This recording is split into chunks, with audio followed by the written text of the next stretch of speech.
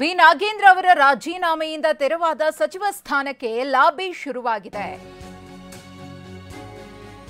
B Nagendra ಅವರ ರಾಜೀನಾಮೆಯಿಂದ ತೆರವಾಗಿರುವಂತಹ ಸಚಿವ ಸ್ಥಾನಕ್ಕೆ ಈಗಾಗಲೇ ನಾಯಕರು ಲಾಬಿ ಮಾಡುತ್ತಿದ್ದಾರೆ. ಎಂ ಕೃಷ್ಣಪ್ಪ, ಶಿವರಾಜ್ ತಂಗಡಗಿ, ಎಚ್.ಸಿ. ಮಹದೇವಪ್ಪ ಅವರಿಂದ ಲಾಬಿ. ಒಕ್ಕಲಿಗ ಕೋಟಾದ ಅಡಿ ಸಚಿವ ಸ್ಥಾನವನ್ನ ನೀಡಬೇಕು ಅಂತ ಎಂ ಕೃಷ್ಣಪ್ಪ ಅವರು ಡಿಮಾಂಡ್ ಮಾಡುತ್ತಿದ್ದಾರೆ.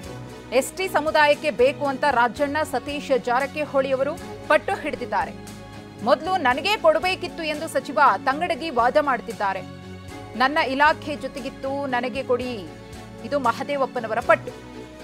ನಾಗೇಂದ್ರ ಅವರ ರಾಜೀನಾಮೆಯಿಂದ ತೆರವಾಗಿರುವಂತಹ ಸಚಿವ ಸ್ಥಾನಕ್ಕೋಸ್ಕರ ಕಾಂಗ್ರೆಸ್ನಲ್ಲಿ ಪೈಪೋಟಿ ಎದ್ದಿದೆ.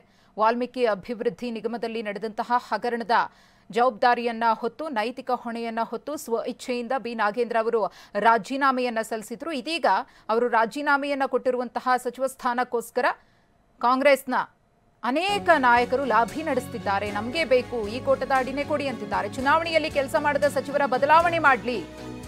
ಬೆಂಗಳೂರಿನಲ್ಲಿ ಕಾಂಗ್ರೆಸ್ನ ಶಾಸಕ ಬಸವರಾಜ ಶಿವಗಂಗಾ ಅವರು ಮಾತನಾಡಿರೋದಿದು. ಸಚಿವರ ಬದಲಾವಣೆಗೆ ಅವತ್ತು ಹೇಳಿದ್ದೇನೆ, ಇವತ್ತು ಕೂಡ ಹೇಳ್ತಿದ್ದೇನೆ. ಹೊಸಬರಿಗೆ ಮತ್ತು ಹಿರಿಯ ಶಾಸಕರಿಗೆ ಅವಕಾಶವನ್ನ ಕೊಡ್ಲಿ ಅಂತ ಶಿವಗಂಗಾ ಅವರು ಆಗ್ರಹಪಡಿಸಿದ್ದಾರೆ. ಲೋಕಸಭೆ ಚುನಾವಣೆಯಲ್ಲಿ ಯಾರೆಲ್ಲ ಕೆಲಸ ಮಾಡಿಲ್ವೋ ಆ ಸಚಿವರ ಬದಲಾವಣೆ ಆಗ್ಲಿ ಅಂತ ಹೇಳಿ ಬಸವರಾಜ ಶಿವಗಂಗಾ ಅವರು ಮಾತನಾಡಿದ್ದಾರೆ. ಅವರ ತಲೆದಂಡ ಆಗ್ಲಿ.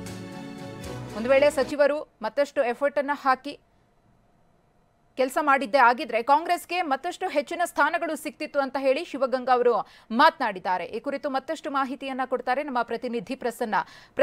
ಒಂದು, ಬಿ ನಾಗೇಂದ್ರ ಅವರ ರಾಜೀನಾಮೆಯಿಂದ ತೆರವಾಗಿರುವಂತಹ ಸಚಿವ ಸ್ಥಾನಕ್ಕೆ ಲಾಬಿ ನಡೀತಾ ಇದೆ. ಸಾಕಷ್ಟು ನಾಯಕರು ತಮಗೆ ಸಚಿವ ಸ್ಥಾನ ಬೇಕು ಅಂತ ಪೈಪೋಟಿಗೆ ಬಿದ್ದಿದ್ದಾರೆ. ಮತ್ತೊಂದು, ಚುನಾವಣೆಯಲ್ಲಿ ಕೆಲಸ ಮಾಡದ ಸಚಿವರನ್ನ ಚೇಂಜ್ ಮಾಡಿ ಅಂತ ಶಿವಗಂಗಾ ಅವರು ಆಗ್ರಹಪಡಿಸಿದ್ದಾರೆ. ಈ ಎರಡು ಬೆಳವಣಿಗೆಗಳ ಬಗ್ಗೆ ಮಾತನಾಡುತ್ತಾರೆ.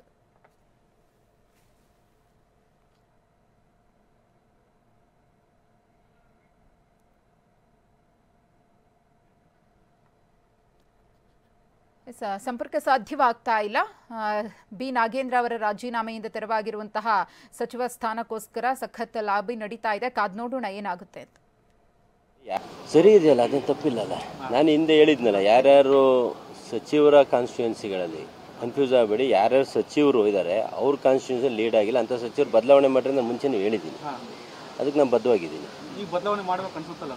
ಮಾಡಲೇಬೇಕು. 100ಕ್ಕೆ 100 ಇಷ್ಟೊಂದು ನಾವು 52,000 ಕೋಟಿ ಖರ್ಚು ಮಾಡಿ ಇಷ್ಟೊಂದು ಗ್ಯಾರಂಟಿಗಳು ಕೊಟ್ಟರು ಸಹ ಅವ್ರು ಲೀಡ್ ಕೊಟ್ಟಿಲ್ಲ ಅಂದ್ರೆ ಮತ್ತೆ ಅವ್ರು ಬದಲಾವಣೆ ಆಗಬೇಕು, ಪಕ್ಷ ಸಂಘಟನೆ ಆಗಬೇಕು, ಪಕ್ಷ ಮತ್ತೆ 5 ವರ್ಷ ಅಧಿಕಾರಕ್ಕೆ ಬರ್ಬೇಕಂದ್ರೆ ಈಗಲೇ ನಾವು ಎಚ್ಚೆತ್ಕೋಬೇಕು.